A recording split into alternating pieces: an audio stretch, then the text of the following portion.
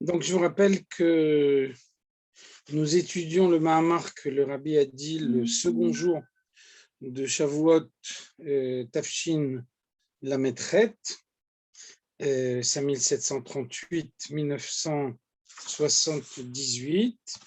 Donc, c'est dans le Sefer HaMaamarim Tafshin Lametret, pour ceux qui ont le livre. Nous sommes en bas de la page 323. Et donc, on a vu la dernière fois de quelle manière, au moment de Matan Torah, au moment de la révélation du Sinaï, Anochi, l'essence de Dieu,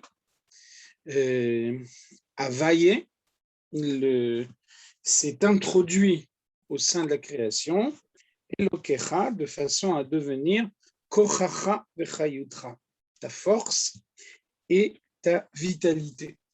Ça, le fait réellement nouveau de Matan Torah. On a vu que la Torah était déjà connue au préalable, les mitzvot étaient déjà pratiqués au préalable. Donc, le fait nouveau de Matan Torah, c'est la capacité de révéler l'essence de Dieu au sein de la matière du monde. Donc le Rabbi nous dit maintenant,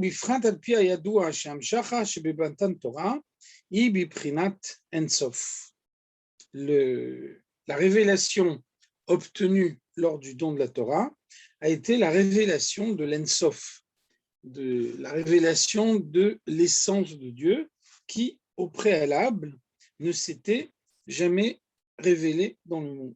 On voit que lorsque Dieu s'adresse à Moshe Rabbeinu, il lui dit « Vaera el Avraham el Yitzhak vel Yaakov » je me suis révélé au patriarche, ou Shmi Avaye lo nodati lahem, mais je ne leur ai pas fait connaître le nom qui correspond à l'essence de moi-même. Donc, Dieu crée un monde, et avant Matan Torah, la capacité de ce monde d'absorber la révélation de Dieu est une capacité limitée. Lorsque la Torah est donnée, alors le pouvoir est donné également de révéler l'essence de Dieu au sein de la matière du monde.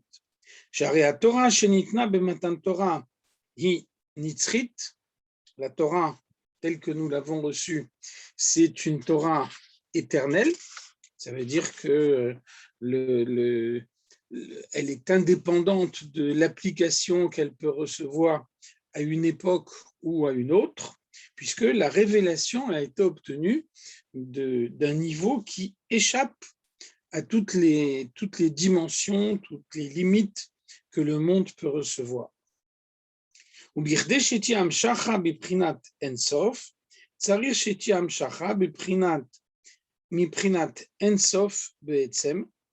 Et donc, quand on veut révéler l'essence de Dieu dans le monde, en d'autres termes, quand on veut réaliser quelque chose d'impossible, introduire l'infini dans le fini,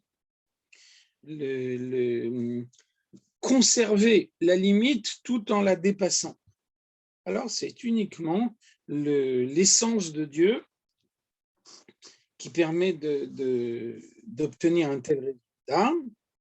Et donc, chez ou Inyan Sfirat HaKeter, ou le Mala Yoter, Pnimiyut HaKeter, ou le Mala Yoter, Prinat Radlo. Donc, finalement, qu'est-ce qui a été révélé dans le monde? C'est ce niveau de Keter, ce niveau de la couronne qui surplombe l'enchaînement des mondes, donc qui réalise la jonction entre le créateur et la créature. Dans les termes de la chassidoute, lorsque le créateur se porte vers la créature, alors il y a un point de jonction entre eux, un point où le créateur touche la créature, et ça s'appelle Nitzutz boré benitzutz nivra. La parcelle du Créateur se trouvant au sein de la parcelle de la créature. Pour que l'infini puisse se révéler dans le fini, il faut que chacun porte en lui un appel à l'infini. Donc c'est ce niveau de Keter, c'est cette couronne qui fait la jonction. Keter est souvent comparé à une charnière. Une charnière, c'est ce qui permet de rattacher une porte au mur. Vous voyez que pour que la charnière puisse remplir son rôle, alors il faut qu'elle soit rattachée à la fois au mur et à la porte. De la même façon, Keter est la charnière qui réunit le créateur et la créature. Il y a donc dans ce niveau de Keter à la fois une émanation du créateur et à la fois la présence de la créature qui intègre cette émanation. Donc ce stade s'appelle Keter, la valeur numérique de Keter c'est 620. 620, c'est précisément le nombre de mitzvot qui ont été révélés au moment de Matan Torah. 613 mitzvot de la Torah et 7 mitzvot de nos sages, de façon à ce que l'introduction de l'infini au sein de la limite devienne possible. Chevion oz ha'atzmut, donc c'est toute la force, toute la puissance de l'essence de Dieu qui désormais a la possibilité de s'introduire dans le monde. Et donc, parce que cette introduction de l'essence de Dieu est le fait des hommes, voilà, alors le monde peut l'intégrer. Si Dieu prenait l'initiative de la révélation, s'il n'y avait pas d'effort de la part des hommes pour intégrer cette révélation, alors cette absence d'effort rendrait impossible l'intégration de la révélation, et à ce moment-là, le monde exploserait. Donc, Matan Torah, c'est non seulement révéler l'essence de Dieu dans le monde, mais c'est aussi donner aux créatures la capacité d'intégrer cette révélation. Prinat Anochi, donc c'est à tout cela que le mot Anochi, le premier mot des 10 commandements, fait allusion. Que Deïta Begmara, comme la Gemara nous dit, Anochi notrikon ana nafshi ktavit yehavit. Donc la Gemara nous dit, dans le traité Shabbat, que le Anochi, le mot Anochi est constitué des initiales de la phrase Ana, moi, Nafshi, l'essence de moi-même, c'est Dieu qui parle, Ktavit, je l'ai inscrite, je l'ai couchée par écrit, Yehavit, et je vous l'ai donnée. Donc, par la définition même que donne la Gemara, Matan Torah, c'est la possibilité pour chaque créature d'avoir accès à l'essence de Dieu. Tenafshi le prinat ana noten Torah ou chevion oz ha'atzmut amlubash bepnimiyut haketer. Donc c'est toute la puissance de l'essence de Dieu qui est rentrée dans Keter, dans cette charnière, de façon à ce que la charnière puisse faire la jonction entre le créateur et la créature, et que, de cette façon-là, chaque être créé puisse avoir accès à l'infini de Dieu. Donc le Matan Torah, c'est la remise en cause d'un principe fondamental de la création, selon lequel on n'échappe pas à la limite. À partir du moment où une limite existe, alors il faut s'y soumettre. Matan Torah donne la possibilité à l'infini de s'insérer dans la limite. Et à ce moment-là, les deux dimensions peuvent se rejoindre. C'est la raison pour laquelle la révélation de Matan Torah est une révélation éphémère, qui dure juste le temps de la révélation de Dieu, mais par la suite, grâce à Matan Torah, on construit le Mishkan. Et à ce moment-là, il y a une demeure fixe de la divinité dans le monde. Ensuite, il y a le Beth Amikdash à Yerushalayim, et là, ce niveau de fixité s'en trouve accru, puisque le Mishkan est mobile, il est itinérant, alors que le Beth Amikdash est fixe et on n'a pas la possibilité de modifier son emplacement. Alors, qu'est-ce qu'on voit? On voit que le point central du Mishkan et du Beth Amikdash, c'est le Kodesh HaKodashim. Dans le Kodesh HaKodashim, il y a le Saint des Saints, il y a le Aron HaKodesh, l'Arche Sainte qui contient les louchot, les secondes tables de la loi, les débris des premières, par la suite le Sefer Torah que Moshe Rabbeinu a écrit. Et donc, qu'est-ce qu'on voit? Que ce Aaron n'occupe aucune dimension. Il a des dimensions précises, il est inscrit dans la limite, et néanmoins, si on mesure d'un mur à l'autre, on s'aperçoit qu'on retrouve la totalité du Saint des Saints, comme si le Aaron n'était pas présent. En d'autres termes, dans le Kodesh HaKodashim, l'infini s'introduit dans la limite. Alors, cette possibilité d'introduire l'infini dans la limite de cette façon-là, c'est la conséquence directe de Matan Torah. C'est à partir de Matan Torah que la limite du monde peut intégrer l'infini de Dieu. Inyanze nimshach biktavit. Donc, ceci s'est révélé dans le monde à travers Ktavit, je l'ai inscrite, ça c'est Torah Shebirtav, c'est la loi écrite, et Yehavit, je vous l'ai donné, ça c'est Torah Shebalpé. Donc, l'étude de la Torah, c'est pour nous, concrètement, le moyen de révéler l'infini au sein de la limite.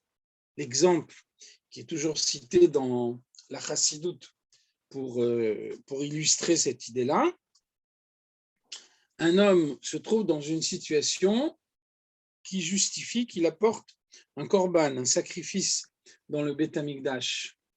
Alors on voit que la possibilité d'apporter un korban dans le Beth Amikdash subit de nombreuses limites. D'abord, il faut aller dans le Beth Amikdash, il faut se trouver géographiquement à l'endroit du Beth Amikdash. Ensuite, il faut être pur. Ensuite, il faut pouvoir disposer des services d'un Kohen, qui lui-même doit être pur. Le korban ne peut être offert que pendant la journée. Il y a comme ça de nombreuses limitations. En revanche, la Gemara nous dit que Kol Aosek Betorat Ola, Keilu Ikriv Ola. Celui qui étudie les lois d'un sacrifice est considéré comme s'il avait offert ce sacrifice, quand il n'est pas possible de le faire concrètement. Alors qu'est-ce qu'on voit? On nous dit étudier les lois du sacrifice et on ne cite aucune limite. Ça veut dire qu'on n'est pas obligé d'être dans le Beth Amikdash, on n'est pas obligé d'être à Yerushalayim, on n'est pas obligé d'être en Eretz Israël, on peut être dans n'importe quel endroit du globe, on peut être impur, on peut être en l'absence d'un Kohen, on peut être la nuit, toutes les conditions invalidantes du sacrifice. Et là, grâce à la Torah, on est malgré tout considéré comme si on avait offert ce sacrifice. Donc là, on voit la conséquence directe de Matan Torah. Grâce à Matan Torah, l'infini s'est introduit dans les limites du monde.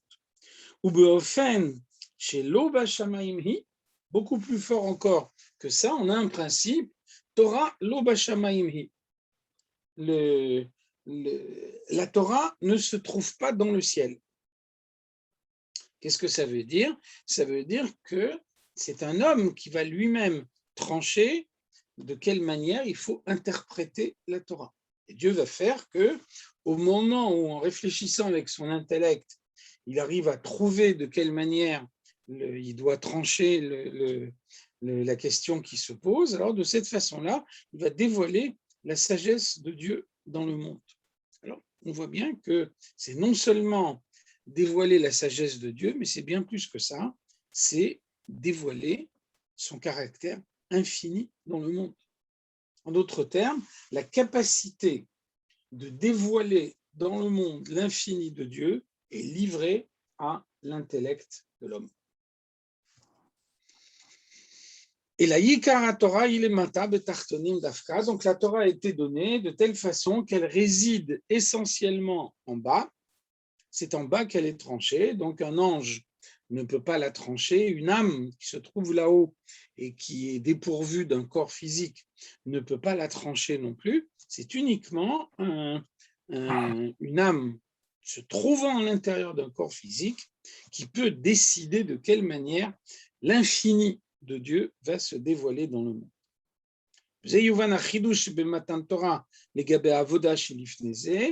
Donc ceci nous permet de bien comprendre l'apport nouveau du don de la Torah par rapport à toutes les manières de servir Dieu qui existaient au préalable.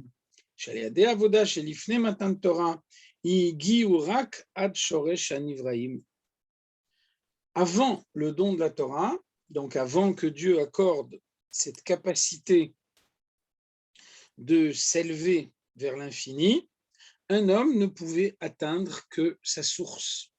Il ne pouvait pas s'élever plus haut que sa source propre. Et sa source, en l'occurrence, sa source, c'est la sphira de Chokhmah, qui est la première de toutes les 10 sphirotes, et qui est le début de la création. Un homme se trouve dans la création, il vit dans un monde créé. Alors, quand il agit par ses forces propres, il n'a pas la possibilité de se sortir de la création. Dans les termes de nos sages, en chavush matir et atzmo. Un prisonnier ne peut pas se libérer lui-même. Quelqu'un qui est emprisonné dans une cellule fermée doit nécessairement avoir de l'aide extérieure pour pouvoir sortir de cette cellule. En revanche, si personne ne l'aide de l'extérieur et que la cellule est fermée, il n'a aucune possibilité de quitter cette cellule. De la même façon, quelqu'un est enfermé dans le monde, alors il subit les limites du monde et il n'a pas la possibilité de leur échapper. Donc, le don de la Torah, c'est l'ouverture de la cellule, c'est la possibilité d'introduire dans le monde quelque chose qui, au préalable, ne lui était pas perceptible. On a vu tout à l'heure comment Keter joue le rôle de charnière. Elle a en elle une partie de la création et une partie du créateur. Donc, tout au plus, un homme pouvait, avant le don de la Torah, s'élever vers la partie de Keter qui est tournée vers la création. Shegam prinazuhi makor ve'atchala lekochot apnimim. Donc, les forces dont l'homme dispose couramment ont également leur source dans la partie de Keter qui est tournée vers la création. En tout état de cause, avant Matan Torah, un homme créé dans la limite y demeurait et n'avait aucune possibilité de lui échapper. Puis il y a eu le don de la Torah, et à ce moment-là, Nimshach me'atzmuto u'mehuto yidbarer, pour la première fois, le monde a eu la possibilité d'intégrer en lui l'essence de Dieu, l'infini, tout ce qui échappe totalement aux limites. Donc tout ça n'existait pas au préalable, il n'y avait aucune possibilité pour l'homme de s'élever plus haut que les limites du monde. Donc c'est l'apport essentiel de Matan Torah. L'apport essentiel de Matan Torah, ce n'est pas l'étude de la Torah, ce n'est pas la pratique des mitzvot, c'est la capacité de révéler l'infini au sein de la création finie. C'est pour cette raison que le premier mot des 10 commandements, c'est Anochi, Dekai al Pnimiuta Keter, qui fait allusion à la partie profonde de Keter, donc la partie de la charnière qui est orientée vers le Créateur, celle qui au préalable ne pouvait pas se révéler dans le monde. Ve'ad lechevion oza atzmut amelubash bepnimiuta Keter. Et donc, à travers cette dimension profonde de Keter, c'est l'essence de Dieu qui peut se révéler au sein de la matière du monde.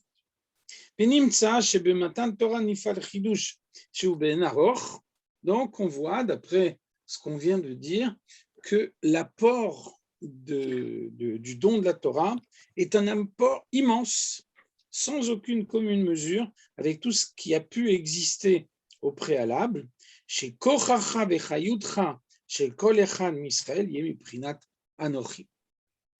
Depuis le don de la Torah, l'existence physique d'un juif, son énergie, ce qui le fait vivre au quotidien, c'est l'essence de Dieu.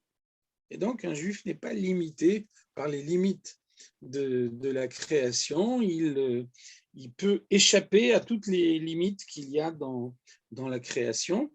C'est par exemple, la Gemara nous dit Afilu cherev chada munachat al tzavaro chez la dame, même si une épée acérée est posée sur le cou de l'homme, al yimna atzmo minarachamim.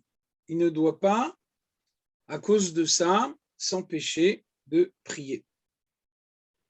Donc, c'est la version d'Atora de l'épée de Damoclès. Un événement paraît inéluctable. Un malade est condamné par tous les médecins. Il n'y en a pas un seul qui donne un espoir. Donc, on pourrait penser que la prière est inutile dans un cas comme ça. On voit bien que c'est un cas désespéré. Pourquoi demander à Dieu quelque chose qui n'est pas possible finalement? Donc, c'est précisément là qu'intervient le don de la Torah. Le don de la Torah, c'est la capacité qui a été donnée à chaque juif, d'échapper aux limites du monde. Et donc, nous dit la Gemara, Alimna Adam Atzmo Minarachamim, on ne doit jamais s'empêcher de prier. Et nous voyons que, justement, notre prière, c'est Yehi Ratson Milfanecha, qu'il soit ta volonté de faire ceci ou cela. Qu'est-ce que ça veut dire qu'il soit ta volonté? Ça veut dire qu'actuellement, ça n'est pas la volonté de Dieu. Et donc, on demande à Dieu de changer sa volonté. Donc, cette capacité qu'un juif peut avoir de changer la volonté de Dieu, elle a été accordée au moment du don de la Torah. Donc, on peut imaginer qu'un malade soit condamné par la médecine, et puis, parce que des juifs ont prié, alors il y a une volonté nouvelle qui apparaît chez Dieu, et cet homme guérit.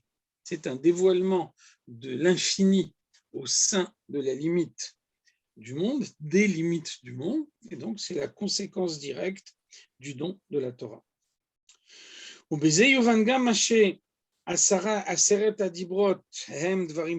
Ceci nous explique aussi pourquoi les 10 commandements sont des principes simples, évidents. On a posé la question la dernière fois, on pourrait comprendre que de grands miracles se passent pour révéler des mitzvot très difficiles à admettre, et à ce moment-là, le miracle serait le moyen de les admettre plus facilement. En revanche, lorsque les mitzvot sont des mitzvot évidentes, que la rationalité impose, que la logique de chacun montre à quel point elles sont indispensables. Alors on pourrait dire à quoi servent ces miracles, même en l'absence des miracles et même en l'absence de la révélation de Dieu, un homme pourrait comprendre par lui-même, sans aucune révélation divine, qu'il ne faut pas voler, qu'il ne faut pas tuer. Kizeu achidush de Matan Torah, et donc la réponse est que précisément ces principes simples de la morale, c'est tout l'apport du don de la Torah. Shelayadea dvarim pshutim naase mitzvah milashon safta vechibur im metzave a mitzvot. Ça veut dire que avant le don de la Torah, un homme décide de ne pas voler et de ne pas tuer parce que sa logique immédiate lui dit qu'il ne faut pas voler, qu'il ne faut pas tuer, un tel homme est un homme d'une grande moralité, mais en aucune façon quelqu'un qui est attaché à Dieu. Le don de la Torah a fait que, en s'engageant à ne pas voler et à ne pas tuer, on s'attache à l'essence de Dieu.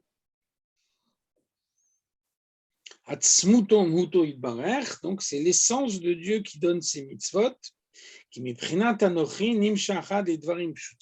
parce que l'essence de Dieu est tellement haute que par rapport à l'essence de Dieu, toutes les mitzvot qui peuvent être révélées sont évidentes. Et donc, il n'y a plus de distinction à faire entre quelque chose que la morale nous impose et des mitzvot qui transcendent complètement la logique.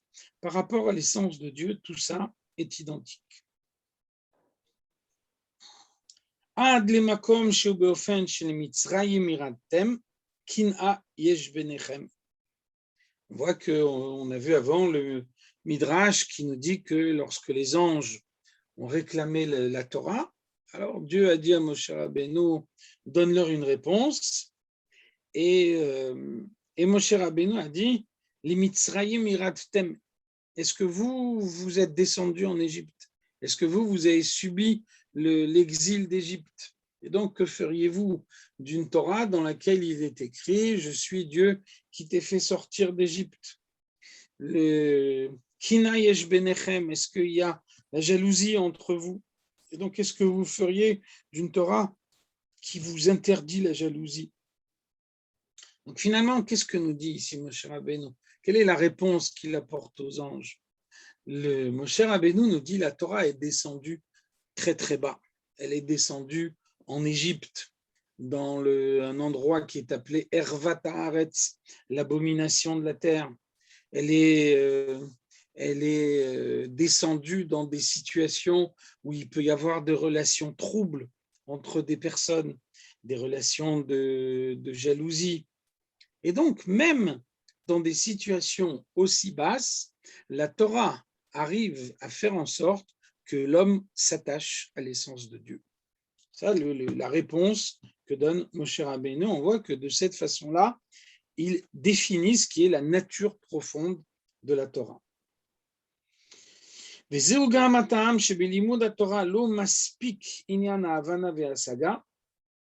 On peut déduire de tout ce qui vient d'être dit qu'on ne peut pas se contenter d'une approche rationnelle de l'étude de la Torah. On ne peut pas privilégier les forces de l'intellect dans son approche de la Torah, même si pour l'homme inférieur tel qu'il est dans ce monde matériel limité, l'aspect le plus haut de sa personnalité, c'est l'intellect. Et donc, lorsqu'il investit son intellect dans l'étude de la Torah, en apparence, il utilise la partie la plus haute de sa personnalité. Malgré tout, ce n'est pas de cette façon-là qu'on étudie la Torah. Et là, alimud tzarich liot bekoach hadibur dafka. Kanal befirouche les morts, comme on a vu au préalable, que le mot les morts, une des explications du mot les morts qu'il y a au début des 10 commandements, Vaïdaber Hashem et kol advarim haele, les morts. Donc les morts, ça veut dire qu'on récite les paroles de la Torah à voix haute. On voit bien que concrètement, en récitant ces paroles à voix haute, eh bien, on arrive à mieux les comprendre. Qui explique le brouhaha qu'on entend souvent dans les salles d'études des yeshivot. Et donc, ça veut dire qu'on voit ici tout le paradoxe. Dieu dit, je vais vous donner les 10 commandements. Alors on aurait pu attendre, préparer votre intellect, essayer de déguiser votre intellect de façon à pouvoir étudier ces paroles de la manière la plus profonde. Alors ce n'est pas ce que Dieu dit. Dieu dit, préparez-vous à dire ces paroles à voix haute. De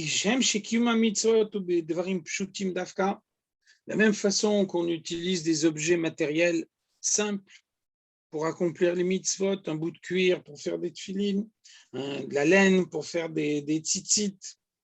Car gam limud à Torah tzarich liot bedibur dafka. De même également, un homme étudie la Torah non seulement avec son intellect, mais aussi avec sa parole. Torah gufa ou inyan shel maaseh zuta.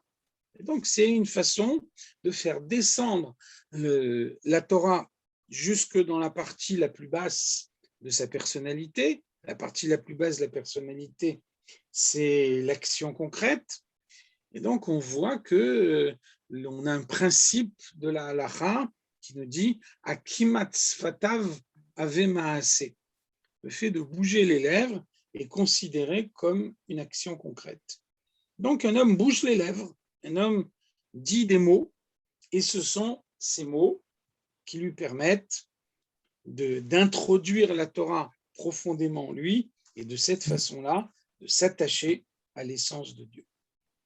Chez la reine, Inekola Osek Batora, qu'ils écrivent, ceci nous permet de comprendre ce que nous disions au préalable. En étudiant les lois d'un sacrifice, on est considéré comme ayant offert ce sacrifice parce que de cette façon-là, on échappe à toutes les limites. Et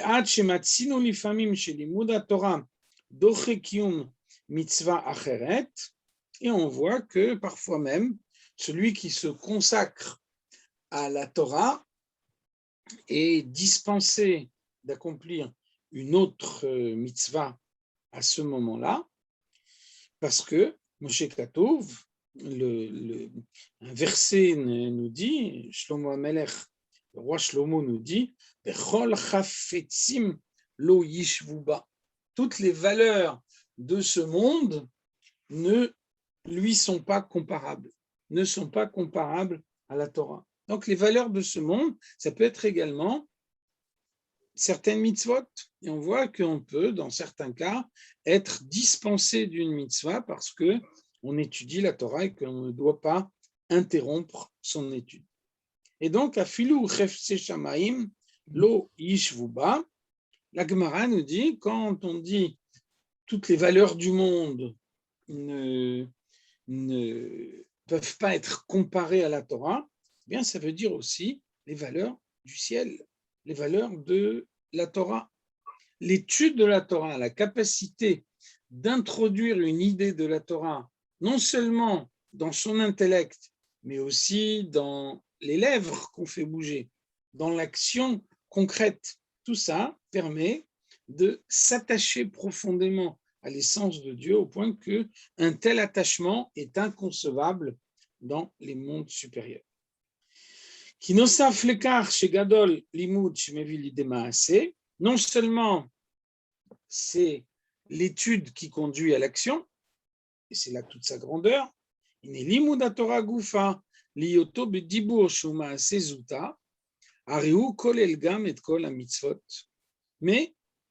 dans l'étude de la Torah, il a la parole. La parole, c'est bouger les lèvres. Bouger les lèvres, c'est une action concrète. Et donc, cette action concrète de l'étude de la Torah est suffisamment importante, dans certains cas, pour pouvoir remplacer la pratique d'une mitzvah. הדרך המבואר במקום אחר, בעניין העוסק במצווה פטור מן המצווה, כפורש גם בזוהר. Donc, on retrouve cette idée dans le Zohar.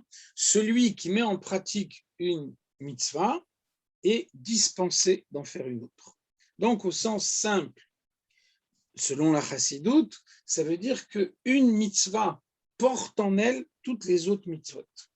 Et donc, celui qui fait une mitzvah n'a pas besoin d'abandonner cette mitzvah pour aller en faire une autre, parce que l'autre mitzvah se trouve d'ores et déjà dans la mitzvah qu'il est en train d'accomplir à l'heure actuelle. Et donc, il n'a pas besoin de s'interrompre.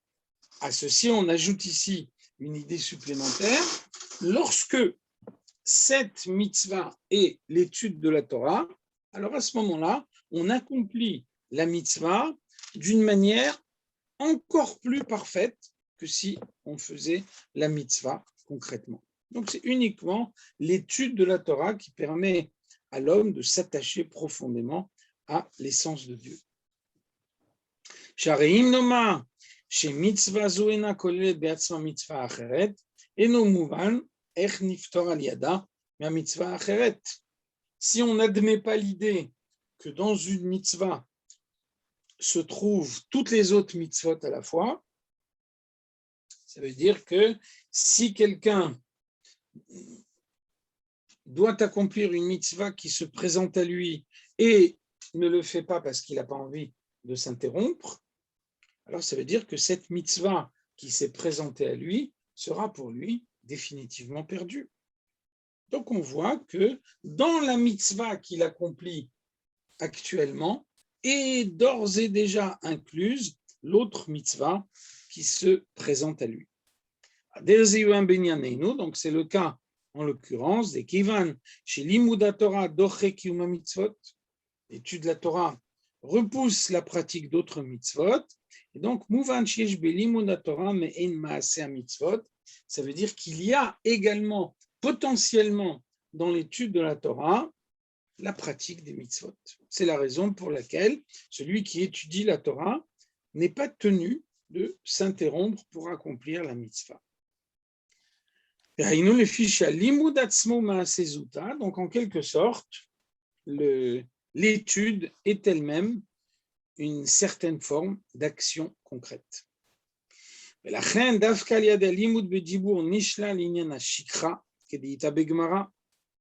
ce fait, nous dit la Gemara, quelqu'un qui étudie à voix haute a beaucoup moins de chances d'oublier ce qu'il étudie que celui qui le fait uniquement dans son esprit sans prononcer les mots.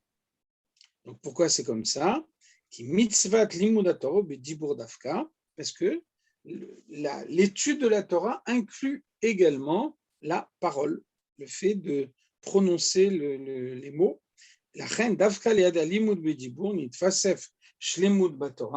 C'est donc en prononçant les mots de la Torah qu'on la reçoit de la manière la plus parfaite. Chez Toraton a un site nitzri heper hashikra. Donc, grâce à la parole, on arrive à introduire la Torah profondément en soi. Et donc, comme on a vu avant, l'éternité de la Torah est immuable. Alors, ça veut dire que étudier la Torah de cette façon-là rend l'oubli inconcevable. Donc, c'est comme ça qu'on peut comprendre ce verset qui introduit les 10 commandements dans la Torah.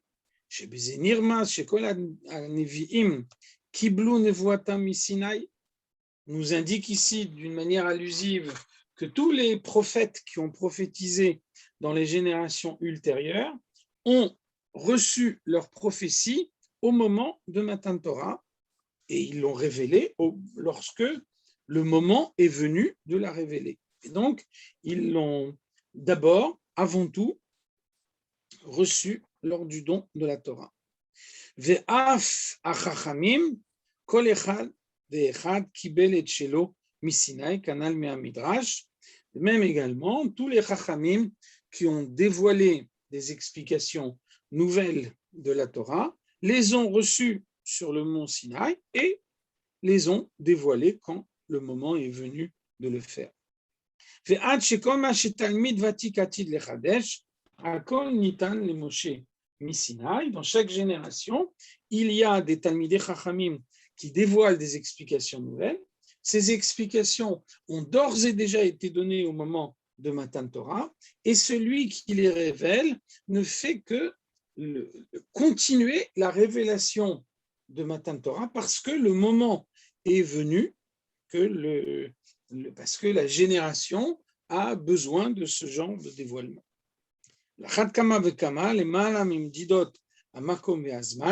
Et donc, a fortiori, l'étude de la Torah permet d'échapper aux limites du temps et de l'espace.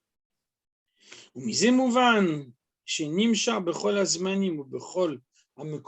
veut dire que le don de la Torah se poursuit en toutes les époques, dans tous les endroits. On sait que Dieu a consulté la Torah pour pouvoir créer le monde. La Torah a été le plan d'architecte de Dieu dans la création. Mouvan shekasher talmid vatik lomed batorah areze beofen shebarnash mistakel beoraita ubara alma kelashon azora.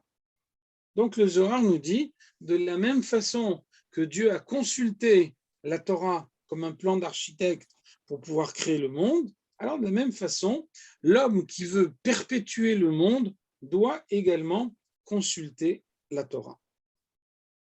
Et donc, consulter la Torah de cette façon-là, ça veut dire introduire l'explication nouvelle chaque fois qu'elle est nécessaire. Et donc, ça veut dire que cette explication, elle a toujours existé.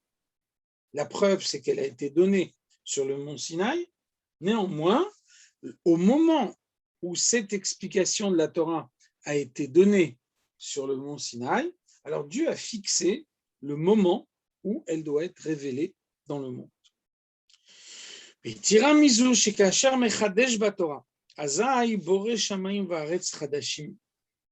Ensuite, si on admet l'idée que la Torah est le plan d'architecte de la création, alors ça veut dire que chaque fois qu'un homme étudie la Torah, il renouvelle la création. Il crée dans le monde des cieux nouveaux, une terre nouvelle qui est conforme à la Torah avec l'explication qui vient d'y être rajoutée.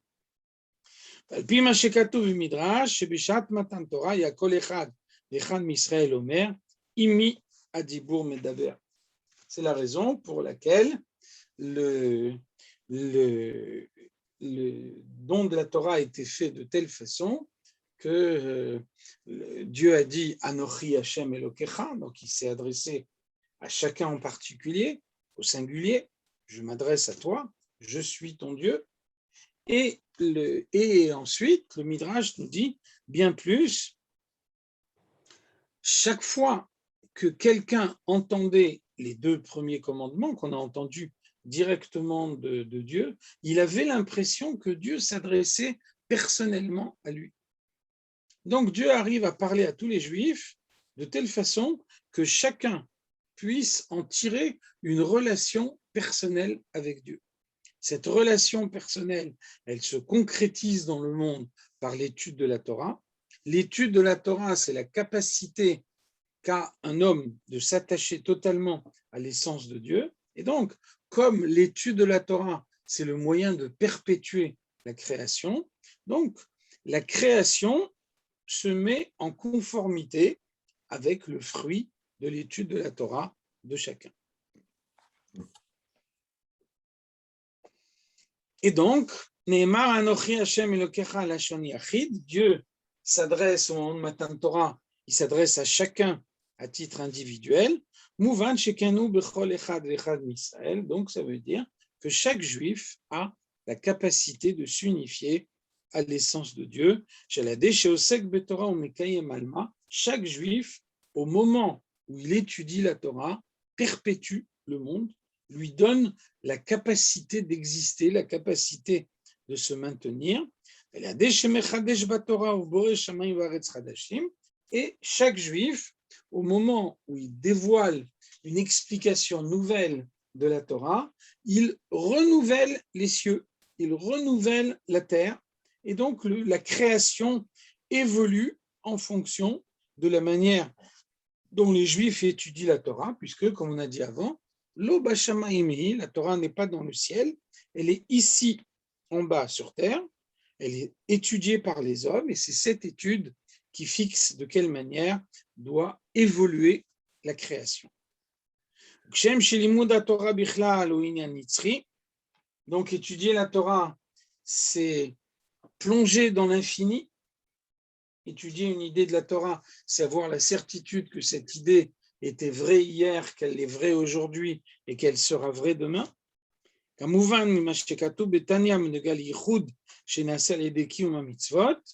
la raison pour laquelle le Tanya nous dit que un homme qui étudie la Torah parvient au plus haut niveau d'unification qui peut exister entre le Créateur et la créature, que là-haut, dans les sphères célestes, quand on étudie la Torah sous sa forme spirituelle, on ne parvient pas à s'unifier avec Dieu au point qu'on le fait ici en bas dans le monde. Et donc le Tanya nous dit, cette unification qui a été obtenue dans le monde, elle a été obtenue grâce à la Torah qui est immuable, et c'est la raison pour laquelle l'unification elle-même est immuable. Et c'est pour ça que 120 ans après, quand cette âme va sortir de ce corps et remonter là-haut, alors elle pourra continuer à s'unifier avec Dieu par l'intermédiaire de la Torah qu'elle a étudiée dans ce monde. Alors que la Torah qu'elle étudie là-haut ne lui donne pas le même niveau d'unification. Donc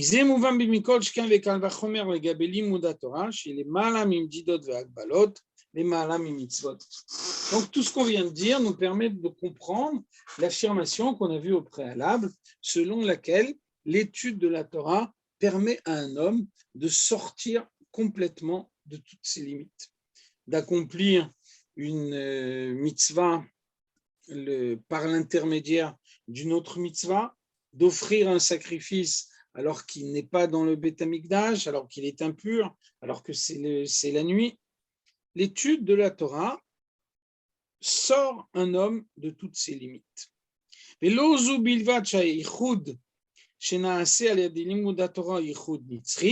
Non seulement l'étude de la Torah et l'unification avec Dieu qui est obtenue de cette façon-là est une unification définitive, immuable, qui est conservée par la suite, même au moment où l'homme quitte ce monde. Et la Otzot, Torah Atzma, Shelomed Nitzrit, bien plus, la Torah elle-même qu'il étudie est éternelle,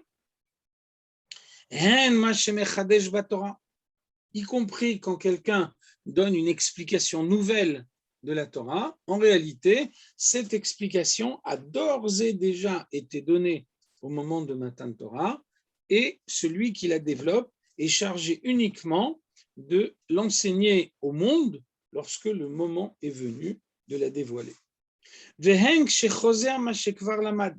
Ceci s'applique de la même façon pour celui qui révise son étude, qui révise quelque chose qu'il a déjà appris. Chaque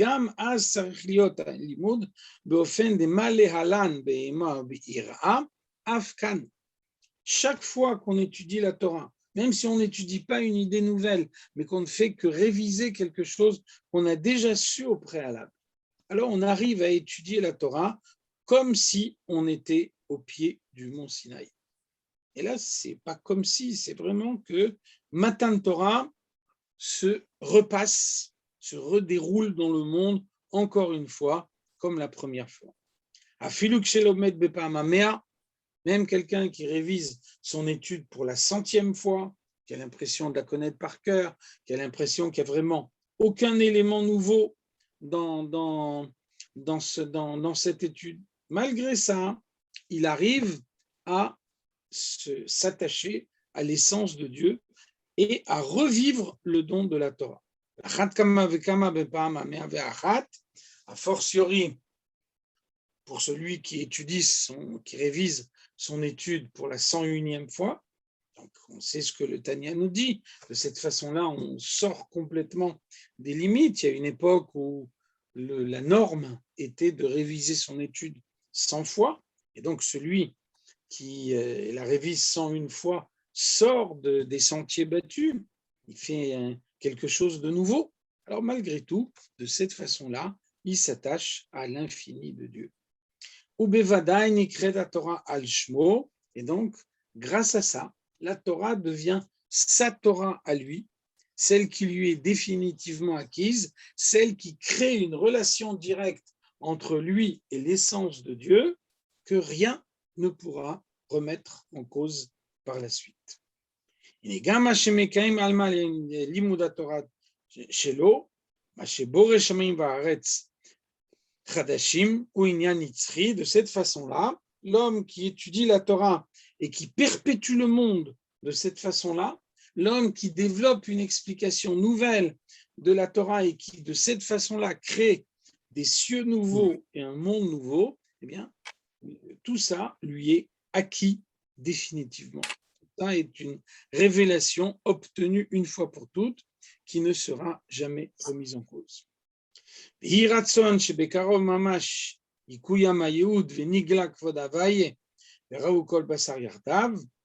rabbi conclut par une bénédiction, que Dieu fasse que très bientôt s'accomplisse la promesse selon laquelle l'honneur de Dieu se révélera dans le monde et toute chair de ce monde verra la révélation de l'essence de Dieu dans le monde. Chez Aziou Kolanian Manal Begaloui, tout ce qu'on vient d'expliquer, cette capacité qu'a l'homme de s'attacher à l'essence de Dieu, tout ça, quand le Mashiach viendra, ça sera pleinement révélé dans le monde. Et donc, si on dit que tout ça va se révéler dans le monde quand le Mashiach viendra, ça veut dire que ça existe d'ores et déjà maintenant, potentiellement. Alors même si à l'heure actuelle, on ne le voit pas,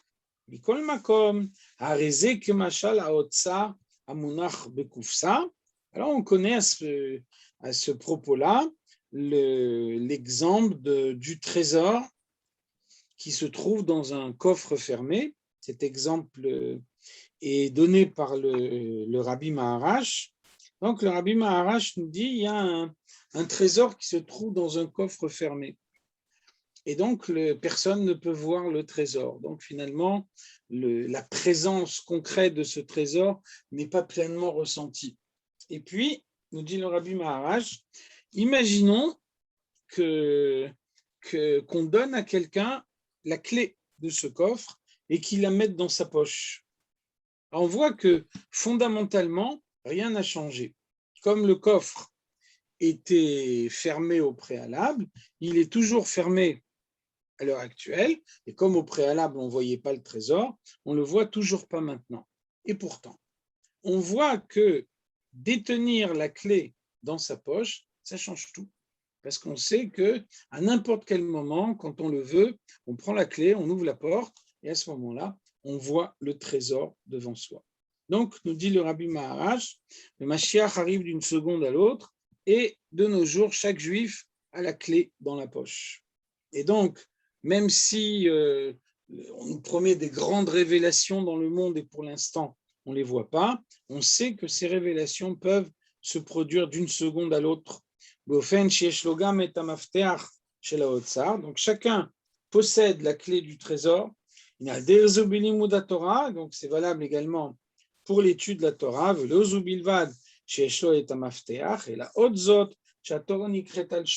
Non seulement quand quelqu'un veut s'investir dans l'étude de la Torah, alors on lui met la clé dans la poche, mais en plus, la Torah qu'il étudie, les explications qu'il développe, portent son nom.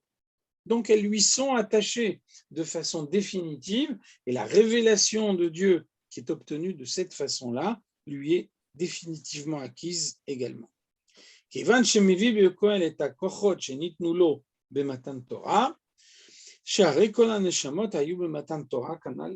a dit avant que toutes les âmes de toutes les générations étaient présentes lors du don de la Torah, et donc celui qui dévoile une explication nouvelle de la Torah, ou même qui répète une explication connue, ne fait que exprimer quelque chose qu'il a d'ores et déjà reçu au moment de la Torah, au moment de Matan Torah. Chez Azaya Inyan Veidaber Elohim et Kol Advarim Haele, les morts, en effet, au moment de Matan Torah, Dieu s'est adressé à chacun. Par contre, quand le Mashiach viendra, alors tout ce qu'on vient de décrire sera pleinement dévoilé dans le monde. Yachad im kol hagiluim sheyu az, avec tous les autres miracles qui se produiront dans le monde quand le Mashiach viendra. Shekvar haya leolamim ein ze beshat Matan Torah. Et donc, au moment de Matan Torah, d'ores et déjà, il y a eu la révélation de Dieu dans le monde, seulement ça a été éphémère. Rakme Einze, c'était uniquement un avant-goût, quelque chose qui n'était pas appelé à s'installer définitivement. Mais et c'est seulement dans le monde futur que cette révélation sera pleinement obtenue d'une manière fixe et définitive. Quand le Mashiach viendra, et donc, quand le Mashiach viendra, il y aura également un aspect nouveau dans le don de la Torah. Ce sera toute la révélation de l'enseignement du Mashiach.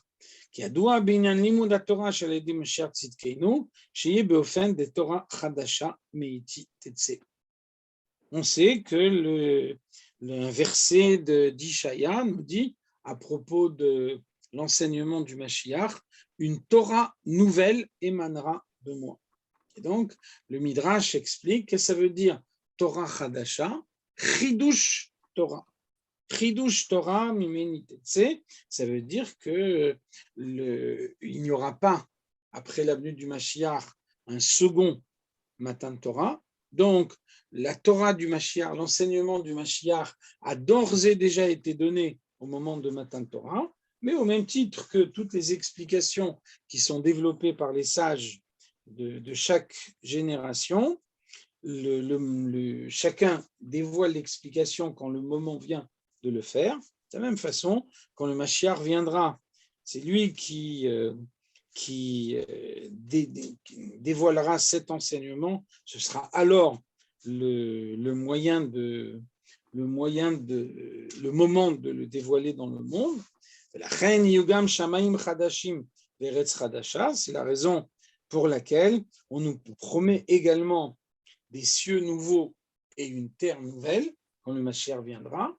Le Chidush B'Maaseh Breshit, un renouvellement de la création, selon l'expression du Rambam. Donc, puisque la Torah est le plan d'architecte de la création, lorsque le Mashiach dévoile un aspect nouveau de la Torah, alors se dévoile en conséquence un aspect nouveau de la création. Et donc, le verset nous dit, il ne sera plus nécessaire que l'un enseigne à l'autre, parce que tous me connaîtront du plus petit jusqu'au plus grand. Donc, ça veut dire que la sagesse de Dieu sera une évidence dans le monde, comme explique notamment le rabbi précédent, en voyant un animal. Alors, on saura d'emblée, uniquement en le voyant, s'il est cachère ou s'il ne l'est pas. Et donc, par la suite, on étudiera la Torah uniquement pour authentifier par son intellect quelque chose qu'on aura d'ores et déjà perçu par ses sens. Ça veut dire que l'essence de Dieu sera dévoilée dans le monde, tout le monde percevra l'essence de Dieu, chez Bezekulam Shavim, par rapport à l'essence de Dieu, tout le monde est identique, donc tout le monde a la même perception. Qui malaaretz dat et avaye kemaim layam mechassim, quand Mashiach viendra, le monde entier se recouvrira de connaissance de Dieu, comme la mer est recouverte d'eau. Et Karov mamash, très prochainement, bimhera biamenu mamash, très bientôt et de nos jours, les mata me'asarat fachim, tout ceci se révélera concrètement dans ce monde matériel, ou bien à Galadidan, en un temps que nous-mêmes, nous pouvons considérer comme étant proches. Chag Sameach, que chacun reçoive la Torah besimcha ou bepnimiyut. Joyeusement, tout d'abord, et profondément également. Amen. Et merci beaucoup. Bonne